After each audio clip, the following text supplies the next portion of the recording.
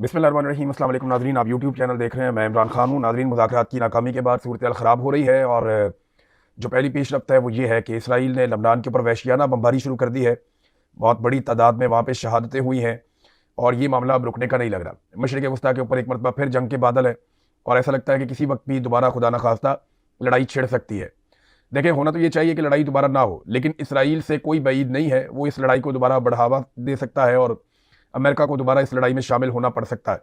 देखिए, अमेरिका की शमूलियत के ऊपर बहुत सारे सवालात हैं। कई लोग ये कहते हैं कि अमेरिका अब इस लड़ाई के अंदर दोबारा नहीं उतरेगा। डोनाल्ड ट्रंप ने पहले बड़ी मुश्किल से इस लड़ाई से जान छुड़ाई है और वो नहीं चाहेगा कि अमेरिका ईरान के साथ दोबारा लड़ाई में आए। लेकिन दूसरी तरफ कुछ लोगों का ये दावा है कि अमेरिका ने इस टाइम को इस्तेमाल किया है बड़े पैमाने पर मशरिक़ वस्ता में हथियार पहुंचाने के लिए, या अपने नए इत्तेहादी बनाने के लिए, या अपने साथ दीगर ममालिक को लेकर लड़ाई में उतरने के लिए।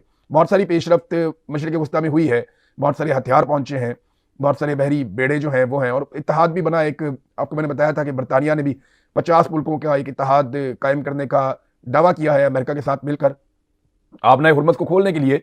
लेकिन अक़वाम मुत्तहिदा ने इसके ऊपर किसी किस्म की कॉन्सेंट नहीं दी। अक़वाम मुत्तहिदा ने इसकी इजाज़त नहीं दी कि ताकत के बलबूते के ऊपर आबनाए हुर्मस को खोला जाए। अब जो भी होगा वो अक़वाम मुत्तहिदा से बार बार होगा। कुछ डेवलपमेंट्स हैं, मैं आपको बताता हूँ, लेकिन पहले पाकिस्तान, तुर्की और इसराइल के बीच में भी एक तनाव पैदा हो गया। पाकिस्तान के वज़ीर दिफा ने जो ट्वीट किया इसराइल के खिलाफ, उस पर इसराइल का सख्त रद्द-ए-अमल आया, जिसके बाद पाकिस्तान के वज़ीर दिफा ने अपने 2 ट्वीट्स डिलीट कर दिए जो इसराइल की मुखालफत में किए थे। लेकिन अब क्योंकि मुज़ाकरात जो है वो कामयाब नहीं हुए, तो एक नई सिचुएशन है पाकिस्तान के लिए भी। लेकिन तुर्की और इसराइल का मामला बहुत गर्म हो गया। इसको BBC ने भी रिपोर्ट किया है, पूरी दुनिया ने रिपोर्ट किया है, क्योंकि ईरान की सहूलतकारी का इल्ज़ाम लगाया तुर्की के ऊपर इसराइल ने। इसराइली वज़ीर आज़म नेतन्याहू ने न सिर्फ तुर्की के ऊपर अटैक किया बल्कि जनूबी कोरिया के ऊपर भी अटैक किया, उनकी क़यादत के ऊपर भी निशाना बनाया। और एक और जो स्टेटमेंट ख़ास तौर पे उर्दगान का था, उस स्टेटमेंट के ऊपर इसराइली काफ़ी सीख पा हुए हैं, जिसमें स्टेटमेंट में तुर्क सदर ने यह कहा कि अगर पाकिस्तान सालसी ना कर रहा होता या इस वक्त पाकिस्तान के अंदर सालसी ना हो रही होती तो तुर्की इसराइल के खिलाफ जंग में शामिल होता। ये बहुत बड़ा स्टेटमेंट है, क्योंकि देखिए तैयब उर्दगान ने अपनी कौम को यह बताया कि सालसी हो रही है, लड़ाई का खात्मा हो रहा है, इसीलिए अब तुर्की इस लड़ाई से बाहर है। अदरवाइज तुर्की ने यह बताया कि अगर ये सालसी ना होती और जंग चलती रहती तो तुर्की इस लड़ाई में इसराइल के खिलाफ शामिल हो चुका होता। तो इसराइल का इत्तेहादी अमेरिका है, तो ईरान का इत्तेहादी तुर्की बन जाता जंग के अंदर। ये बहुत बड़ा दावा है नेतन्याहू की जानिब से। शायद नेतन्याहू ने जिस वक्त ये दावा किया उनके दिमाग में भी नहीं था कि जंगबंदी की कोशिशें नाकाम हो जाएंगी या जो मुज़ाकरात हो रहे हैं उनमें कोई कामयाबी नहीं मिलेगी। ईरान ने जो जवाब दिया है, देखिए मैं पिछले वीलॉग में आपको कह रहा था कि अमेरिका ने तो जो कहना था कह दिया। JD वेंस 3 मिनट से ज़ायद बात करके वो चले गए और उन्होंने पाकिस्तानी सरजमीन को छोड़ दिया। और एक मायूसी थी उनकी प्रेस कॉन्फ्रेंस में कि हम किसी नतीजे पर नहीं पहुंचे, ईरान के साथ हमारी कोई डील नहीं बन पाई। उन्होंने दावा किया कि उन्होंने काफ़ी लचक दिखाई और ईरानियों ने लचक नहीं दिखाई और ईरान की जानिब से वो मुतालबात नहीं माने गए जो अमेरिका ने सामने रखे, और अमेरिका ने बड़ी लचक दिखाई। इस किस्म की बातें उन्होंने की। अब मैं आपको कह रहा था कि जब ईरानी बात करेंगे तो चीज़ें बड़ी क्लियर हो जाएंगी। सबसे पहले तो कालीबाफ का जो ईरानी वफद के सरबराह थे उनका पहले स्टेटमेंट आपको बताता हूं। लेकिन एक चीज़ ना हमें एक और अपने दिमाग में रखनी पड़ेगी। जब मुज़ाकरात होते हैं ना तो आपने कैपेसिटी भी देखनी होती है कि दोनों तरफ से किस तरह के लोग मुज़ाकरात में मौजूद हैं। अब अगर आप मवाजना करें ना तो ईरानी वफद के अंदर 4 तो PhD थे, यानी ये जो लोग हैं जो ईरान की जानिब से मुज़ाकरात के लिए आए हैं, ये डॉक्टरेट हैं, अपनी अपनी फील्ड के मास्टर्स हैं, ये PhD लेवल के लोग हैं, प्रोफेसर हैं, स्कॉलर्स हैं। अब इनकी जहानत और इनकी जो काबिलियत है उसके ऊपर कोई उंगली नहीं उठा सकता। वो अपने शोबों में शानदार लोग हैं, उनकी कैपेसिटी बहुत ज़्यादा है लंबे मुज़ाकरात करने की, उनके आसाब बड़े मजबूत हैं, उनका एक एकेडमिक करियर है बड़ा शानदार। दूसरी तरफ जो अमेरिका से लोग आए थे वो उनकी वो कैपेसिटी नहीं थी। अगर आप देखें तो एक डोनाल्ड ट्रंप का दामाद है, एक जो है वो नायब सदर है अमेरिका का, एक राइटर था पहले, तो उनका वो कैपेसिटी नहीं है, उनकी तालीमी काबिलियत भी वो नहीं है, उनके आसाब भी उस तरह के नहीं हैं जैसे एक आदमी के ट्रेंड होते हैं। तो ईरान की कैपेसिटी बहुत ज़्यादा थी, ईरान के लोगों में काबिलियत बहुत ज़्यादा थी। जो लोग बैठे मुज़ाकरात में तो वहाँ अमेरिका को काफ़ी दिक्कत हुई, जो दिखाई दे रहा उसमें अमेरिका को काफ़ी दिक्कत हुई। अगर आप JD वेंस की वो प्रेस कॉन्फ्रेंस निकाल कर सुने तो ऐसा लगता है कि वो पूरे कॉन्फिडेंस में नहीं थे जैसे कॉन्फिडेंस में वो अमेरिका में होते हैं, और उन्हें बहुत जल्दी थी कि मुझे ज़्यादा सवालात ना सुनने पड़े। उन्होंने सिर्फ एक टोकन किस्म की प्रेस कॉन्फ्रेंस की, यानी वो 52 सेकंड बोले और 20 सेकंड उन्होंने पाकिस्तान की बात की, कोई 30 सेकंड 32 सेकंड उन्होंने जो हुआ उस पर बात की, और उसके बाद 2-3 सवालात के बहुत मुख्तसर जवाब देके वो निकल गए। जितने अहम सवालात थे उन सारों को उन्होंने छोड़ दिया, उनके जवाब उन्होंने नहीं दिए। अब वो सवाल के जवाब हम तवक्को कर रहे थे कि ईरान की जानिब से आएंगे। ईरान ने स्टेटमेंट जारी किया है, लेकिन बहुत सारे सवालों के जवाब अभी भी बाकी है। जो ईरान की जानिब से सबसे तगड़ा जुमला है अब तक, वो वजीर खारजा अराक्ची के बयान में से रिपोर्ट हुआ है। जो अब्बास अराक्ची है ना, उन्होंने समंदर को कूजे में बंद किया। उनका जो जुमला है ना, उसके अंदर सारा जवाब है कि अमेरिका मुज़ाकरात की मेज पर वो सब कुछ हासिल करने की कोशिश कर रहा था जो वो जंग के मैदान में हासिल नहीं कर सका। हम यहाँ नेक नियति के साथ आए थे, पाकिस्तान से रवानगी से कबल जो जेडी वेंस की प्रेस कॉन्फ्रेंस थी वो गैर जरूरी थी, ये बात भी की उन्होंने। अब देखिए, इसमें मैंने आपको पहले भी ये कहा था कि ईरान मैदान जंग में जो चीज़ें नहीं हारा वो उनको टेबल पे नहीं हारेगा, और अमेरिका मैदान जंग में जो चीज़ें नहीं जीत पाया वो उनको टेबल पे नहीं जीत पाएगा, और यही हुआ है। ये तासुर पूरी दुनिया में है कि ईरान इस जंग का फातेह है। ये तासुर पूरी दुनिया में है कि कम वसाइल के बावजूद उन्होंने शानदार लड़ाई लड़ी है। अब स्टेटमेंट देख लेते हैं काली बाफ का, जो सरबराह थे ईरानी वफद के। उन्होंने कहा जी कि अमेरिका ने ईरान की मंतक और उसूलों को समझ लिया है, या हम समझाने में कामयाब हो गए कि एक्चुअली हम क्या चाहते हैं। अमेरिका से मुज़ाकरात के खात्मे के बाद सोशल मीडिया पर उन्होंने अपना बयान जारी किया। उनके 5 ट्वीट हैं जिनके अंदर उन्होंने तफसील लिखी हुई है। अब मुख्तसर मैं आपको बता देता हूँ। उन्होंने कहा कि मुज़ाकराती अमल को आसान बनाने पर पाकिस्तान की कोशिशों का शुक्रिया अदा करते हैं। मुज़ाकरात से पहले मैंने इस बात पर जोर दिया था कि हमारे पास नेक नियति और इरादा है।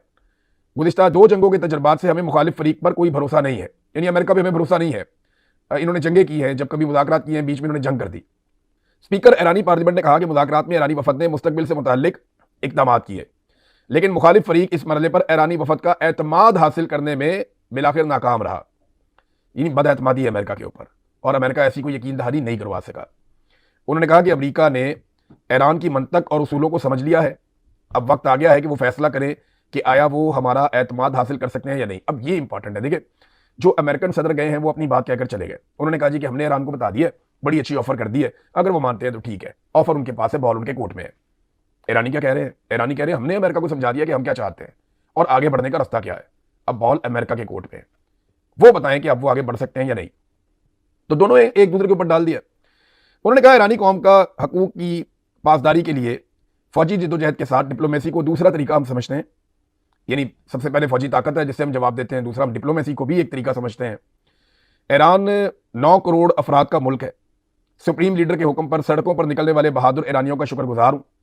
ईरान के 40 रोज़ा कौमी दिफा की कामयाबियां मुस्तहकम करने की कोशिशें हम जारी रखेंगे।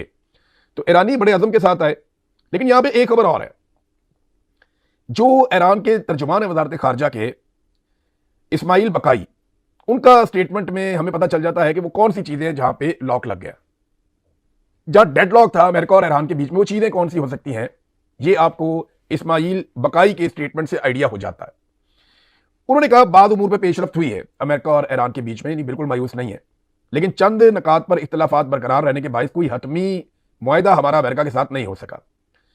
ये जो अहम चीजें हैं, तो उन्होंने भी पाकिस्तान का शुक्रिया अदा किया, लेकिन जो अहम मौजूआत है उनके बारे में जो उन्होंने चंद अल्फाज बोले उसमें पूरी कहानी है।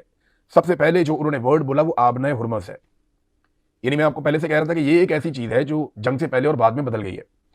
अमेरिका के लिए सबसे बड़ी बेइज्जती ये है कि जो आबने हुर्मस कल तक खुली थी, जंग करके वो आबने हुर्मस बंद करवा दी। ये प्रॉब्लम है। तो एक आबने हुर्मस है, एक ईरान का जोहरी प्रोग्राम है, एक जंगी हरजाना कि हमारा नुकसान पूरा करो, और पाबंदियों का खात्मा। ये वो 3 इश्यूज है जिनके बारे में उन्होंने कहा जी कि यहां पे डेडलॉक है और हम किसी नतीजे पे नहीं पहुंचे, कोई मुआहदा नहीं हुआ। तो अब बड़ी क्लैरिटी आ गई है कि वो कौन सी चीजें हैं जिनकी वजह से अमेरिका और ईरान आगे नहीं बढ़ पाए। अब नाज़रीन, यूरेनियम का मामला जो है ना, वो अमेरिका के गले की हड्डी बना हुआ है पिछले साल से। वो कैसे बना हुआ है, ये ब्लूमबर्ग ने इसके बारे में एक रिपोर्ट भी लिखी है अमेरिका में, और ये बड़ी इंपॉर्टेंट रिपोर्ट है। उन्होंने उन चीजों की निशानदेही कर दी है जिसके बारे में बात करते हुए लोग डरते हैं। मामला यह है कि अमेरिका को पहली मरतबा ऐसा हुआ गुज़िश्ता 9-10 माह से ये पता ही नहीं है कि ईरान की यूरेनियम किधर है, हालांकि ये पहले निगरानी में होती थी। अब किसी ने उस यूरेनियम को देखा भी नहीं, किसी ने उसको चेक भी नहीं किया, किसी किस्म का चेक एंड बैलेंस है ही नहीं। और ये हुआ जून 2025 की लड़ाई या मिस एडवेंचर के बाद। अमेरिका ऐसे जाहिर कर रहा है जैसे ईरान के पूरे यूरेनियम जखीरे का उसको बिल्कुल दुरुस्त मालूम है, उसके बाद जीपीएस लोकेशन है कि कहां पे है। ये ब्लूमबर्ग लिख रहा है। बात हो रही है तकरीबन 441 किलोग्राम यूरेनियम की, जो इंतहाई अफसूदा हालत में है, और मजीद तकरीबन 8000 किलोग्राम कम अफसूदा मवाद भी वहां पे उनके पास मौजूद है। डोनाल्ड ट्रंप और अमेरिकी वज़ीर दिफा ने इस हफ्ते बुनियादी तौर पर यह कहा कि हमें बिल्कुल मालूम है कि यह जखीरा कहां है, अस्फहान की सुरंगों में दफन है, और अगर तुमने उसे निकालने में हमारी मदद ना की तो हम खुद स्पेशल फोर्सेस भेजकर उसे हासिल कर सकते हैं। लेकिन असल परेशानी ये है कि IAEA जो इंटरनेशनल एजेंसी है एटॉमिक एनर्जी के हवाले से जो काम करती है, वो खामोशी से ये बात तस्लीम कर रही है कि उन्होंने गुज़िश्ता 9 माह से इस मवाद को ना देखा है ना उसकी तस्दीक की है। जून 2025 के हमलों के बाद से कोई रसाई इस मवाद तक नहीं हो सकी। ईरान ने 1 साल पहले ही IAEA को खबरदार किया था कि अगर उस पर हमला हुआ तो वो इस मवाद को मुख्तलिफ खुफिया मकामात पर मुंतकिल कर देगा, और अब हालात देखकर लगता है कि ऐसा ही हुआ है। अब वियना में मौजूद सफारती राय के मुताबिक IAEA का अंदाजा है कि ज्यादा से ज्यादा आधा मवाद अस्फहान में बाकी हो सकता है, बाकी निकाला गया होगा। अब बाकी मवाद कहां हो सकता है? और एक और बड़ी अजीबोगरीब बात यह है कि ये मवाद जो है वो अब मूवेबल है, यानी वो एक जगह पे कांस्टेंट नहीं है। जैसे पहले एक जगह पड़ा हुआ था, IAEA के लोग जाते थे, देख लेते थे, तस्दीक करते थे, अब उसके ऊपर निगरानी कोई नहीं है, किसी को नहीं पता ये कहां गया। अब ये हरकत कर रहा है और ये न्यूक्लियर का एक बहुत बड़ा जखीरा है, ये खतरा हो सकता है और ईरान को ही पता है कि ये कहां पे है। और अब एक घंटी बज रही है खतरे की, एक टिक टॉक चल रही है कि पता नहीं किस वक्त कोई ईरान एटमी तजर्बा कर ले, ये तो अब ईरान ही जानता है। तो अमेरिका ने अपने मिस एडवेंचर के जरिए से जिस यूरेनियम को दफन कर दिया, अब उसके बारे में अमेरिका को या उसके इत्तेहादियों को कुछ पता नहीं है। ये एक खतरा है जिसमें अमेरिका ने सबको डाल दिया, और अमेरिका इससे बचने के लिए अब कभी इधर भागता है, कभी उधर भागता है, और दूसरी मुसीबत उसके गले पड़ी हुई है, आबने हुर्मुज़। पाकिस्तान कहां खड़ा है, ये है सबसे इंपॉर्टेंट इस वक्त एक चीज। देखिए, पाकिस्तान ने कोशिश की है, फिलहाल पाकिस्तान को कामयाबी नहीं मिली, लेकिन पाकिस्तान को कोशिश करते रहनी चाहिए और गैर जानिबदार रहना चाहिए। पाकिस्तान को किसी सूरत भी जानिबदार नहीं बनना चाहिए। अगर पाकिस्तान इस लड़ाई में जानिबदार बनेगा तो पाकिस्तान आज अगर कुछ हासिल कर भी लेता है तो कल को पाकिस्तान इसमें लूजर हो जाएगा। जैसे माजी में पाकिस्तान के जर्नैलों ने वो जंगें शुरू की और वो लड़ाइयां शुरू की और वो हिकमत अमली और पॉलिसियां बनाई जिनसे वो जर्नैल तो अमीर हो गए, उस वक्त तो पैसा वैसा मिल गया, उस वक्त तो हालात वाहवाकारी हो गई, लेकिन पाकिस्तान कई दहाइयों तक उसका खुमियादा भुगतता रहा। अब अगर पाकिस्तान किसी एडवेंचर में चला जाता है तो पाकिस्तान के लिए बड़ा पंगा हो जाएगा। देखे ना, अमेरिकन अखबारात के अंदर बाकायदा धमकियां छपवाई गई हैं ईरानी लीडरशिप के लिए कि मुज़ाकरात को कामयाब करें, वरना फिर उनकी जान खतरे में, उन्हें कत्ल कर दिया जाएगा। अब यह भी बहुत जरूरी है कि ईरानी क़यादत वापस ईरान में हिफाजत के साथ पहुंचे और अपनी अपनी जगहों पर जाके जहां वो रहना चाहते हैं वो वहां पहुंचे और उन्हें कोई नुकसान ना हो। देखिए ना, इससे पहले जो एक इंडिया के अंदर ईरानी बहरिया के फौजी गए हुए थे बहुत सारे, वो अपनी मशकों के चक्कर में गए हुए थे, उनका कोई लड़ाई से ताल्लुक नहीं था, उनका कत्लेआम कर दिया था अमेरिका ने। श्रीलंका ने उनको रेस्क्यू किया था कुछ लोगों को, बाद में श्रीलंका को ईरान ने जो है वो सहूलत भी दी कि आप आबना हुर्मुज़ में से गुजर सकते हैं, अपना तेल ले जा सकते हैं। तो ये चीज रिकॉर्ड का हिस्सा है। तो अब ये लीडरशिप खतरे में है और उनके बारे में धमकियां बाकायदा ये अमेरिकी पेपर्स के अंदर, द वॉशिंगटन पोस्ट के अंदर मैं ये देख रहा हूं कि ये छपी हुई है। तो पाकिस्तान के रोल पे बात हो रही है कि पाकिस्तान को हर हाल में इसमें न्यूट्रल रहना है, लेकिन कुछ पेशरफ्त हुई है गुज़िश्ता 24 घंटों में जो कुछ और इशारे दे रही है। यानी पाकिस्तान की जानिब से जंगी साजो सामान का और फोर्सेस का सऊदी अरब में पहुंचना, पाकिस्तान का खुद इसके बारे में कोई स्टेटमेंट ना देना, बल्कि इसके बारे में आगाह किया जाना सऊदी अरब की वजारत दिफा की जानिब से, और उसके बाद फौरी तौर पे ये खबर आना कि सऊदी अरब और कतर मिलकर पाकिस्तान को $5 अरब की फैसिलिटी दे रहे हैं। ये पैसा पाकिस्तान का नहीं होगा, ये उन्हीं का पैसा है, यहाँ पे रखा जाएगा क्योंकि UAE अपना पैसा वापस मांग रहा है। तो देखिए, हमें वक्ती तौर पर इसका फायदा हो जाएगा। फिर कहा जा रहा है कि शहबाज शरीफ शायद फौरी तौर पर दौरा करने भी जा रहे हैं सऊदी अरब का। हमें सऊदी अरब के साथ शानदार ताल्लुकात चाहिए, हमें सऊदी अरब से भाईचारा भी चाहिए, मदद भी चाहिए, लेकिन इसकी ऐसी कीमत क्या हम अदा कर सकते हैं, यह हमें सोचना पड़ेगा कि हम एक बड़ी लड़ाई में उतर जाएं। माजी में हमने गुरेज किया था, जब यमन के साथ सऊदी अरब की लड़ाई हो रही थी तो पाकिस्तान ने न्यूट्रल रहने का फैसला किया था, जो फैसला बहुत अच्छा था। आज भी पाकिस्तान को न्यूट्रल रहने का ही फैसला करना चाहिए, लेकिन जो इकदाम हो रहे हैं उनसे ये अंदेशा पैदा होता है कि मुस्तकबिल करीब में इसराइल, अमेरिका और ईरान की लड़ाई पे पाकिस्तान गैर जानिबदार शायद ना रह पाए। ये मैं शायद का लफ्ज़ इस्तेमाल कर रहा हूँ, वो इसलिए कि हम अभी इंतजार करते हैं और हम देखते हैं कि होता क्या है। मेरी नाज़रीन एक और पाकिस्तान की गवर्नमेंट से, पाकिस्तान के लोगों से गुजारिश है कि देखिए, आप दुनिया की सालसी करवाने की कोशिश कर रहे हैं इसलिए कि आप चाहते हैं दुनिया में अमन हो जाए। दुनिया में अमन आप इसलिए चाहते हैं ताकि दुनिया में कारोबारी जिंदगी चले, दुनिया के अंदर तरक्की हो, दुनिया के अंदर गुर्बत ना हो, दुनिया के अंदर परेशानी ना हो, दुनिया के अंदर इस्तेहकाम आए और दुनिया तरक्की करती हुई आगे बढ़े। तो यही चीज़ आप पाकिस्तान के लिए क्यों नहीं चाहते?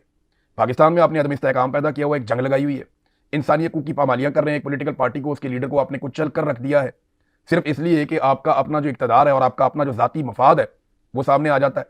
देखिए, पाकिस्तान का मफाद इसमें है कि पाकिस्तान में सियासी इस्तेहकाम आए और उसके लिए जो जुल्म, जबर और फसादियत के हथकंडे एस्टेब्लिशमेंट की जानिब से अपनाए जा रहे हैं उन्हें बंद करना चाहिए। लेकिन अगर आप देखें सिर्फ आसिम मुनीर का अकेले का और शहबाज शरीफ का अकेले का, या इनकी पोलिटिकल पार्टीज का, या इन चंद लोगों के टोले का जो इक़्तिदार के अंदर रहना चाहते हैं, ताकत इंजॉय करना चाहते हैं, अगर आप सिर्फ उनके मफाद की बात करें तो फिर उनका मफाद इसी में है कि जुल्म, जबर और फसादियत की ये जो चादर है पाकिस्तान को उड़ाई रखी जाए। पाकिस्तान के ऊपर जुल्म जारी रखा जाए। तो अगर आप दुनिया के अंदर अमन की कोशिश कर सकते हैं तो पाकिस्तान में भी दिल बड़ा करें और पाकिस्तानियों को अमन से रहने दें। पाकिस्तान के अंदर जिस तरह अदलिया को कंट्रोल करके मुखालिफिन को कुचला जा रहा है वो सिलसिला बंद किया जाए। घुटन का जो माहौल पाकिस्तान के अंदर है, लोग पाकिस्तान में रह नहीं सकते, पाकिस्तान में आ नहीं सकते, ये घुटन का माहौल खत्म किया जाए। जो लोग पाकिस्तान से बाहर चले गए हैं बड़ी तकलीफ के अंदर और बड़ी मुश्किल जिंदगी गुजार रहे हैं, उन्हें मौका दिया जाए कि वो अपने मुल्क में वापस रहें और ये जो बदले लिए जाते हैं, जो जुल्म और जबर किया जाता है, ये खत्म किया जाए ताकि पाकिस्तान भी आगे बढ़े। दुनिया के अंदर चौधरी बने हुए हैं अमन के लिए और पाकिस्तान के अंदर जुल्म और जबर की एक रात मुसल्लत की हुई है। तो ये दोगली पॉलिसी पाकिस्तान की मिलिट्री एस्टेब्लिशमेंट को बंद करनी चाहिए और आसिम मुनीर साहब को चाहिए कि पाकिस्तान को चलने दें, पाकिस्तान को खुलने दें, आगे बढ़ने दें। इमरान खान के बेटों ने अब बाकायदा अक़वाम मुत्तहिदा से दरख्वास्त की है अपने वालिद के लिए, वीडियो पैगाम भी उन्होंने जारी किया है। वो फर्दर भी एक्टिविटीज़ करने जा रहे हैं कि उनके वालिद की तबीयत भी ठीक नहीं है, उनके बड़े सीरियस इश्यूज़ हैं, जेल में उनके बुनियादी इंसानी हकूक़ सलब कर दिए गए हैं, मुलाकातों पर बैन है, लिहाजा उनकी रिहाई के लिए अक़वाम मुत्तहिदा मुदाखलत करे, वो इंसानी हकूक़ की बुनियाद के ऊपर आवाज़ उठाए कि यह जुल्म है और ज़्यादती है, इसको रोका जाए। अब तक इतना ही, अपना ख्याल रखिएगा, अपने चैनल का भी। अल्लाह हाफ़िज़।